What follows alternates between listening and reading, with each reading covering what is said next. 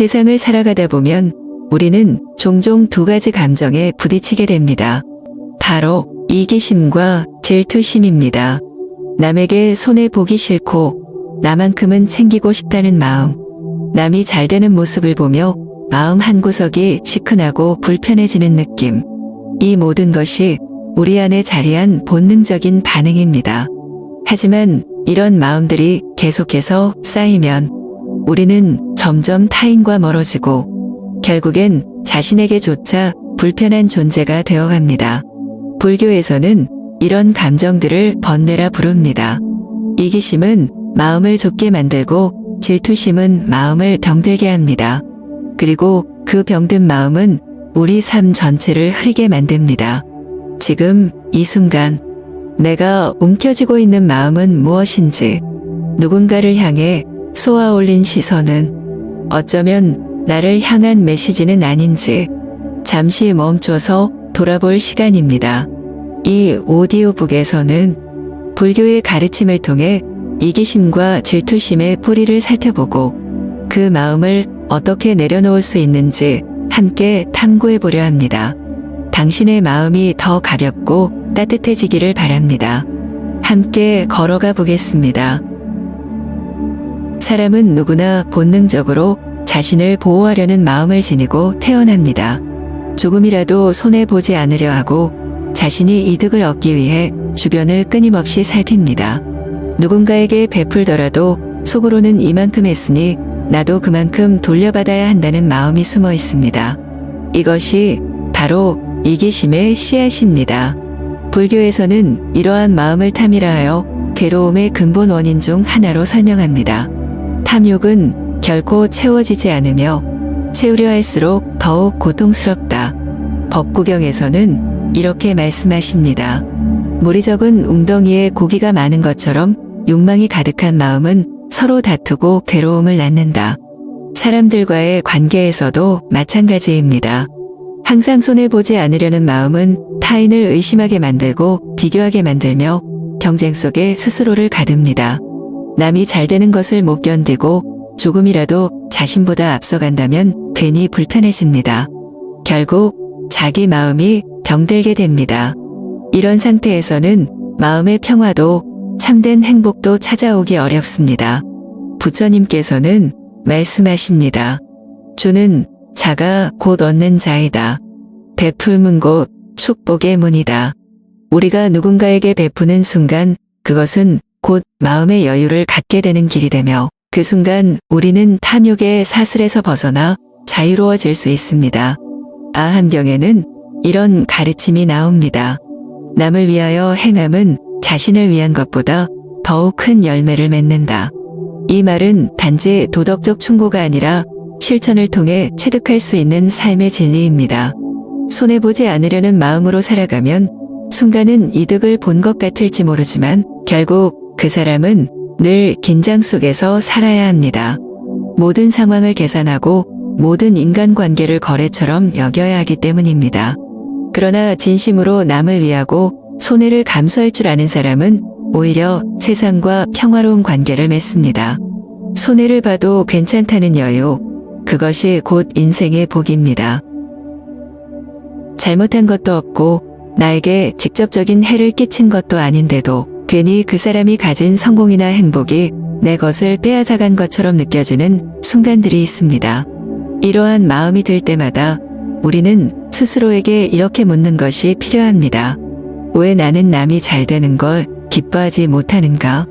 그 사람의 성공이 내 실패를 의미하는가? 불교에서는 질투의 마음을 또는 시비심이라고 하며 이 또한 번뇌의 일종으로 분류합니다. 질투는 타인을 해치지 않아도 자신을 가장 먼저 병들게 만듭니다. 마치 독을 마시고 남이 죽기를 바라는 것과도 같습니다. 남을 깎아내리려는 그 마음이 결국 내 자존을 갉아먹고 나의 기쁨을 앗아가게 됩니다.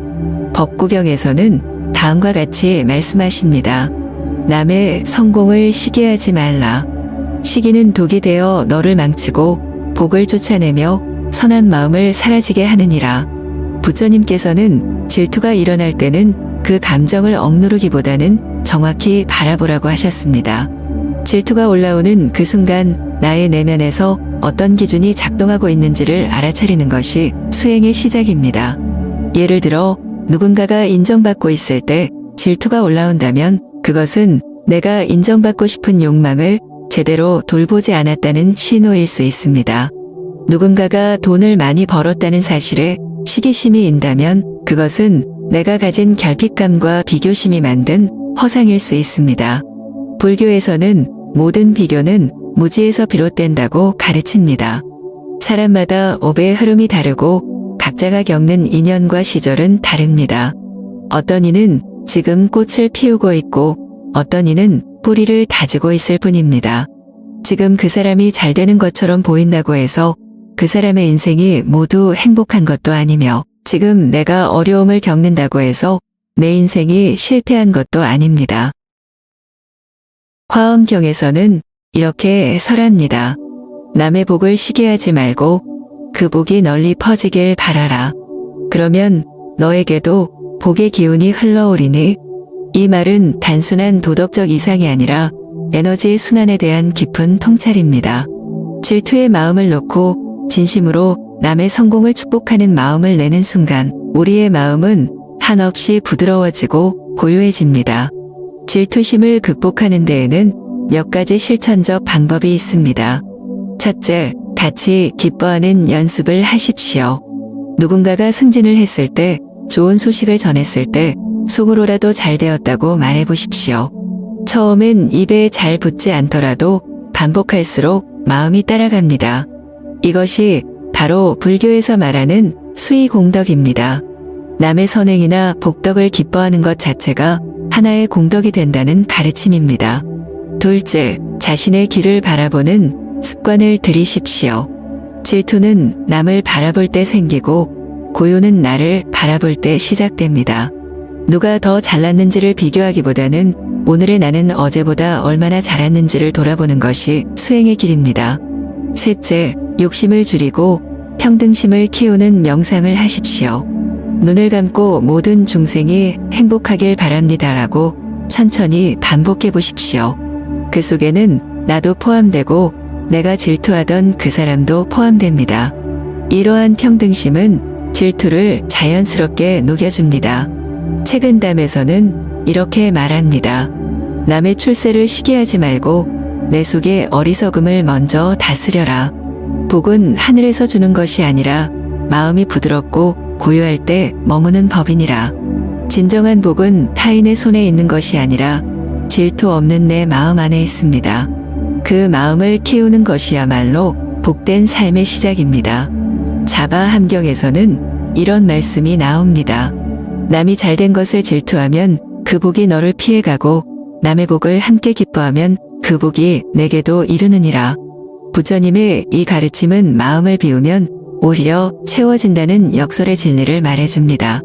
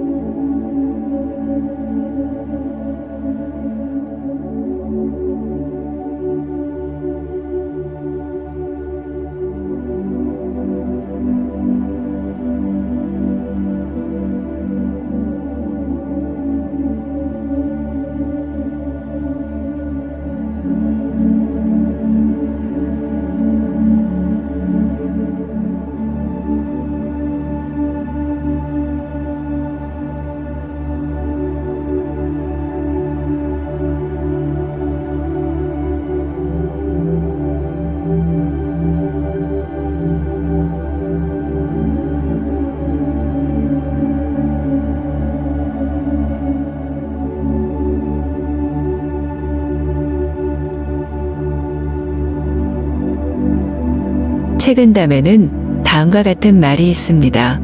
남의 허물을 용서하고 자신의 이익을 내어주면 오히려 훗날 복이 되어 돌아오느니라. 여기서 말하는 복은 단지 물질적인 것을 의미하지 않습니다. 마음의 평화, 관계의 조화, 그리고 타인으로부터의 존중, 이 모든 것이 진정한 복입니다. 또한 이기심은 무명의 그림자입니다. 자신이 누구인지 무엇이 진정으로 중요한지를 알지 못하기에 우리는 집착하고 탐욕을 키웁니다. 불교에서는 이를 무명중생이라 부르며 어리석은 생각에서 벗어나 지혜를 갖추라고 가르칩니다. 화엄경에서는 말씀하십니다. 모든 존재는 서로 의지하며 살아가고 그 안에서 하나이다. 이 말은 우리가 결코 혼자 살아가는 존재가 아님을 일깨워줍니다. 내가 잘되기 위해서라도 이타적인 마음을 가져야 한다는 뜻입니다. 그러므로 이제는 한번 멈추어 생각해 보아야 합니다. 내가 지금 움켜쥐고 있는 이기심이 과연 나를 진정 자유롭게 하고 있는가? 남들보다 더 가지려고 애쓰는 이 마음이 나에게 평화를 주고 있는가? 불교는 말합니다. 버리는 자가 얻는 자요, 내려놓는 자가 자유로워지느니라. 이기심은 우리를 보호해주는 것이 아니라 끊임없이 불안하게 만드는 덫입니다. 오늘부터 실천해 보시기 바랍니다.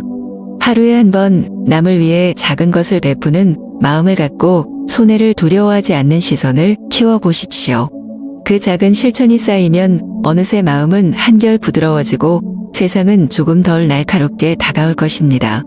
남보다 더 가지려 하지 말고 함께 나누는 기쁨을 배워보십시오. 내 것을 지키려 애쓰기보다 남의 것을 축복해 줄 수 있는 여유를 품으십시오. 그것이 바로 불교가 가르치는 진정한 이타심이며 이기심을 놓는 첫걸음입니다. 자신만을 위한 삶은 결코 오래가지 못합니다. 그러나 남을 위한 마음은 끝없이 확장되며 그 안에 나의 삶도 함께 자라납니다. 당신이 손해보지 않으려 움켜쥐던 손을 펴는 그 순간 복은 이미 당신 곁에 도달하고 있을 것입니다.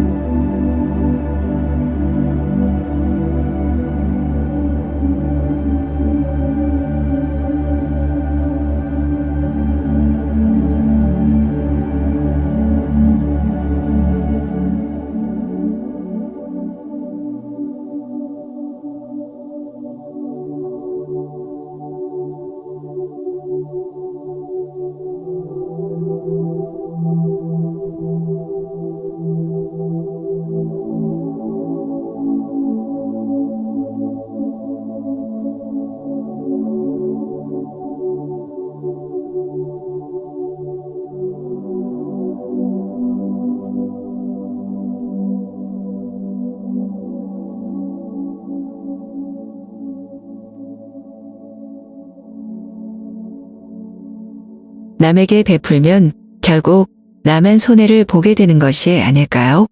이 질문은 많은 현대인들이 한 번쯤 마음속으로 던져보는 물음입니다. 겉으로는 웃으며 도와주지만 속으로는 내가 이만큼 해줬는데 왜 돌아오는 게 없을까? 나는 늘 주기만 하고 받지는 못하는 것 같아. 이런 생각이 떠오르곤 합니다. 불교에서는 이러한 마음을 탐과 치의 착각이라 설명합니다. 탐은 더 가지려는 마음, 치는 분별하지 못하는 어리석음을 말합니다. 베품을 손해로 여기는 순간 우리는 그 행위의 본질을 놓치게 됩니다. 법구경에서는 이렇게 말씀하십니다. 주는 자는 이미 얻은 자니 마음이 넉넉한 자만이 참된 복을 누린다. 이 말은 베풀미 결코 손해가 아니며 오히려 가장 먼저 마음의 복을 얻는 길이라는 의미입니다. 물질을 잃을 수는 있지만 내 안에 쌓이는 덕과 평화는 결코 줄지 않습니다. 베푸는 사람은 마음속에 따뜻함과 자부심이 자라며 주변 사람들에게 신뢰와 존경을 얻게 됩니다. 그리고 그것은 보이지 않는 큰 복으로 되돌아오게 됩니다. 그러나 현실은 녹록지 않습니다. 정말로 누군가에게 친절을 베풀었는데 그 사람이 나를 무시하거나 오히려 당연하게 여긴다면 속이 상하고 마음이 다치기도 합니다.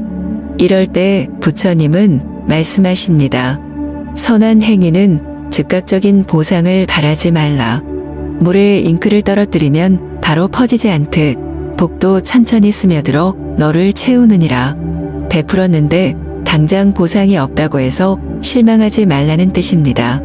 복은 은밀하게 돌아오며 예상치 못한 시점에 큰 열매가 되어 나타납니다. 그것이 오늘이 아닐 수도 있지만 어느 날 반드시 꽃피울 것입니다. 또한 베품은 상대방을 위한 것이 아니라 나 자신을 위한 행위이기도 합니다. 누군가에게 미소를 주면 내 얼굴도 부드러워지고 누군가를 도와주면 내 마음에 자신감과 평화가 자리 잡습니다. 이런 감정은 돈으로는 살 수 없는 귀한 경험입니다. 책은담에서도 다음과 같이 말합니다. 남에게 내어주면 겉은 비어 보이나 마음은 차오르고 자기만을 챙기면 손에는 쥐었으나 마음은 궁핍해지느니라. 우리가 베푸는 것은 마치 우물에 물을 붓는 일과 같습니다. 지금은 줄어드는 것처럼 보여도 그 물이 모이고 모여 결국엔 목마른 날 우리 자신에게 돌아오는 법입니다. 또한 베풀의 결과는 반드시 같은 사람에게서 오는 것이 아닙니다. 도움을 준 이에게는 배신을 당할 수도 있지만 그 덕은 엉뚱한 타인을 통해 혹은 전혀 예상하지 못한 인연을 통해 되돌아옵니다. 불교에서는 이를 업보의 작용이라 부릅니다. 선한 씨앗은 언젠가 반드시 열매를 맺고 그 열매는 시간과 방향을 정하지 않지만 반드시 돌아옵니다. 수타니 파타에서는 이렇게 전합니다. 남을 이롭게 하면 자신도 이롭게 되고 남을 해치면 자신도 해를 입느니라. 그러므로 이제는 이렇게 생각해 보는 건 어떨까요? 나는 지금 손해를 보는 것이 아니라 복을 예금하고 있는 것이다. 나는 누군가를 도우며 나의 품격과 마음의 부유함을 키우고 있는 것이다. 세상에는 자신의 이익만을 추구하며 남을 이용하거나 속이는데 거리낌 없는 사람들이 있습니다. 겉으로는 웃으며 다가오지만 속셈은 계산과 술수로 가득한 사람들입니다. 이기적이고 교활한 사람을 마주할 때 우리는 불쾌함을 느끼며 피하고 싶고 때로는 분노마저 치밀어 오릅니다. 그러나 해탈의 경지에 이른 사람은 이들과는 전혀 다른 방식으로 반응합니다. 불교에서 해탈이란 번뇌에서 벗어나 마음이 자유로워진 상태를 뜻합니다. 욕심, 분노, 어리석음의 뿌리를 제거한 이들은 어떤 대상도 어떤 사람도 그들의 마음을 흔들 수 없습니다. 수타니 파타에서는 다음과 같이 전합니다. 바른 길을 걷는 이는 어리석은 자와 함께하되 그 어리석음에 물들지 아니하고 그 어리석음을 비난하지도 않느니라. 즉 해탈에 이른 이는 이기적인 사람을 피하지도 미워하지도 정죄하지도 않습니다. 그들은 오히려 그 사람이 어리석음에 갇혀 있다는 사실을 연민의 눈으로 바라봅니다. 왜냐하면 이기심과 교활함은 결핍에서 비롯되며 그 결핍은 진리를 보지 못하는 무명에서 비롯된다고 보기 때문입니다. 부처님께서는 말씀하셨습니다. 무명에 빠진 이는 손에 칼을 쥐고도 자신을 베는 줄 모르고 불에 손을 넣고도 그것이 자신을 태운다는 사실을 알지 못하느니라. 즉, 교활하고 이기적인 사람은 타인을 해치는 동시에 자신의 삶을 어둠에 빠뜨리고 있다는 사실조차 알지 못하는 자들입니다. 그렇기에 해탈한 자는 그들을 증오하는 것이 아니라 자비의 시선으로 바라봅니다. 자비란 잘못된 사람을 용인한다는 뜻이 아닙니다. 그의 행동을 정당화하는 것이 아니라 그 사람의 깊은 무명과 고통을 이해하고 그 어리석음이 어디서 비롯되었는지를 꿰뚫어보는 마음입니다. 법구경에서는 이렇게 말씀하십니다. 악한 자가 내게 왔을지라도 나는 그에게 악으로 대하지 않으리니 그는 나를 해칠 수 없고 나는 내 마음을 잃지 않느니라. 즉, 해탈한 이는 자신의 평정을 잃지 않습니다. 누군가의 이기심과 교활함 앞에서도 그들의 분노는 반응하지 않으며 그들의 마음은 흐려지지 않습니다. 또한 해탈한 이는 필요할 때 단호히 경계를 그을 줄 압니다. 자비는 무른 마음이 아니라 깨어있는 지혜이기도 합니다. 해탈한 이는 자신을 지키되 분노 없이, 거리를 두되 비난 없이, 필요한 말을 하되 교만 없이 말합니다. 그들은 이렇게 말할 수 있습니다. 그대의 말과 행동에 나는 동의할 수 없습니다. 하지만 나는 그대의 괴로움과 무명을 이해합니다. 이것이 바로 불교에서 말하는 지혜로운 자비입니다. 화엄경에는 다음과 같은 구절이 있습니다. 연꽃은 더러운 진흙에서 자라나되 그 더러움에 물들지 않나니 지혜로운 자는 어리석은 무리 속에서도 청정함을 잃지 않느니라. 해탈한 자는 이기적이고 교활한 사람과 같은 공간을 살아가지만 그들의 방식에 물들지 않고 자신의 중심을 굳건히 지키며 살아갑니다. 그 중심에는 자비와 무집착이 있으며 그 안에는 크고 깊은 고요함이 있습니다. 그들은 타인을 변화시키려 애쓰기보다 스스로 흔들리지 않는 본보기가 되기를 택합니다. 그들이 교활한 자에게 보이는 가장 위대한 응답은 그 자신이 흔들리지 않는 등불이 되는 것입니다. 이기적이고 교활한 사람을 만날 때 당신의 분노가 자연스러울지라도 그 분노에 머무르지 말고 해탈한 자처럼 더 높은 시야에서 바라보십시오. 그의 행위는 곧 그의 괴로움이며 당신의 침착함은 곧 당신의 해탈입니다. 거리를 둘 땐 단호히, 마음을 볼 땐 따뜻하게. 이것이 해탈한 자가 세상과 마주하는 방식입니다. 당신도 그 고요함을 배워갈 수 있습니다. 해탈한 자들의 마음 상태는 어떠할까요?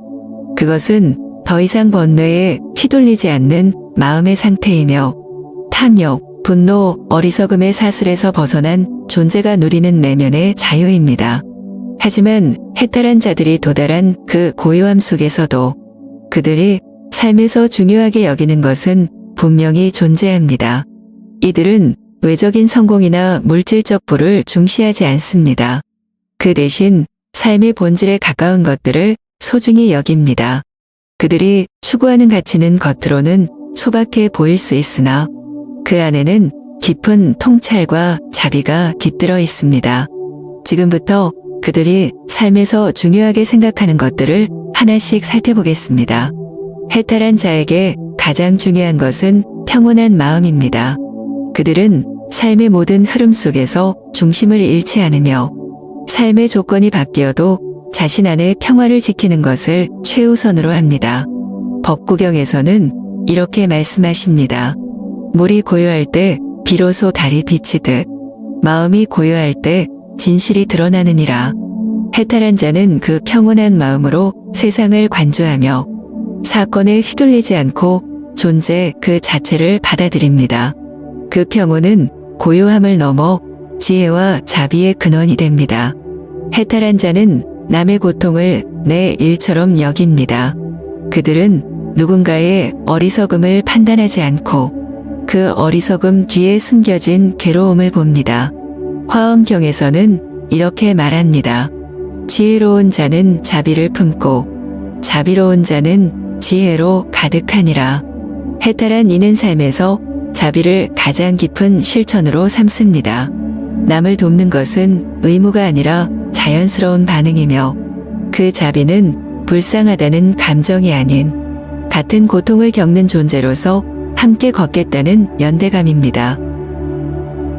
해탈한 자는 많은 것을 가지려 하지 않습니다. 소유가 많을수록 마음이 복잡해지고 그만큼 집착도 늘어난다는 것을 잘 알기 때문입니다. 그들은 삶에서 꼭 필요한 것만 남기고 불필요한 욕망과 소유의 끈을 스스로 놓습니다. 수타니파타에는 이런 구절이 나옵니다. 욕망을 줄인 자는 어디서든 편히 누울 수 있고 갖고자 하는 자는 아무리 많은 것을 가져도 늘 부족하다. 이 단순함은 삶을 가볍게 하고 생각을 맑게 하며 마음의 진실한 소리에 귀를 기울이게 해줍니다. 해탈한 자는 과거에 머물지 않고 미래에 매이지 않습니다. 그들에게는 오직 지금 이 순간만이 가장 진실한 시간입니다. 과거는 지나갔고 미래는 오지 않았기에 지금 여기에 깨어있는 것이 수행이자 삶입니다. 아함경에서는 말씀하십니다. 과거는 지나갔고 미래는 오지 않았다. 그러므로 오직 현재만이 수행의 자리이니라. 이들은 식사를 하며 식사에 집중하고 걷는 동안은 걷는 그 자체에 깨어 있습니다. 그 깨어 있음 속에서 모든 고통은 멀어지고 삶은 가벼워집니다. 해탈한 자는 모든 존재를 동등하게 바라봅니다. 부자든 가난한 사람이든 동물이든 사람이든 그 본질은 고통을 피하려 하고 행복을 추구한다는 점에서 다르지 않다고 봅니다. 그들에게는 높고 낮음, 귀하고 천함의 경계가 없습니다. 존재하는 모든 것이 인연 따라 피어났다가 또 인연 따라 사라지는 것일 뿐입니다. 금강경에는 이렇게 설합니다. 제법은 모두 공하되 형상에 머물지 말고 분별하지 말지니라. 이 평등의 시선은 사람을 차별하지 않고 모든 존재의 생명에 대해 겸손하게 대하게 만듭니다. 해탈한 자들은 삶을 간단히 살지만 그 간단함 속에는 위대한 통찰이 깃들어 있습니다. 그들은 이기는 삶이 아닌 놓는 삶을 택하고 더 가지는 삶이 아닌 더 가벼운 삶을 선택합니다. 그들이 중요하게 여기는 것은 명예도, 부도, 경쟁도 아닙니다. 오직 한 가지, 번뇌 없이 사는 고요한 마음입니다. 사람마다 인생에서 기쁨을 느끼는 지점은 다릅니다. 어떤 이는 돈을 벌며 어떤 이는 사람들에게 인정받으며 어떤 이는 새로운 것을 소유할 때 기쁨을 얻습니다. 그러나 그 기쁨은 종종 짧고 불안하며 조건에 따라 변합니다. 이와 달리 해탈한 사람이 느끼는 기쁨은 전혀 다릅니다. 그들의 기쁨은 외부의 자극에서 오지 않으며 누가 주거나 빼앗을 수 없는 깊고도 조용한 평화에서 비롯됩니다. 법구경에서는 이렇게 말씀하십니다. 번뇌를 떠난 이는 고요 속에서 웃고 욕심이 사라진 이는 정막 속에서도 춤추느니라. 그렇다면 해탈한 사람들은 해탈하지 못한 일반 사람들과 달리 무엇에서 진정한 즐거움과 기쁨을 느끼는 것일까요? 해탈한 자는 무엇을 가지는가 보다 지금 내가 존재하고 있다는 사실 자체에서 기쁨을 느낍니다. 그들은 더 이상 무언가를 이루어야 한다는 압박이나 남보다 앞서야 한다는 욕심에 매이지 않습니다. 그들은 단지 숨쉬고 있음에 감사하고 햇살이 스며드는 창문 하나에도 마음을 열 수 있습니다. 수타니파타에서는 말합니다. 작은 것에서 기뻐할 줄 아는 자는 세상의 풍파 속에서도 지혜롭게 머무느니라. 소유의 기쁨은 금세 사라지지만 존재의 기쁨은 끊임없이 흐릅니다. 해탈한 사람은 관계 속에서 승패를 가르지 않습니다. 누가 옳은지, 누가 더 높은 자리에 있는지는 중요하지 않습니다. 그들에게 중요한 것은 서로 다름을 받아들이고 갈등 없이 조화를 이루는 순간입니다. 그들은 말 한마디를 아끼며 필요 없는 경쟁을 피하고 타인의 말에 반응하기보다 경청하는 마음을 선택합니다. 이로 인해 그들의 인간관계는 복잡하지 않고 상처받을 일도 적습니다. 그리고 그런 조용한 평화 속에서 그들은 깊은 만족감을 느낍니다. 해탈한 이는 베풀음을 통해 기쁨을 느낍니다. 누군가를 도울 때 감사의 말을 듣지 않아도 좋고 돌아오는 보상을 바라지도 않습니다. 그저 상대방이 괴로움에서 벗어나는 것을 보는 순간 자신의 마음도 가볍고 따뜻해짐을 느낍니다. 화엄경에서는 이렇게 말합니다. 남을 이롭게 함은 곧 자신을 이롭게 하는 길이니라. 무심의 자비는 모든 기쁨의 뿌리이다.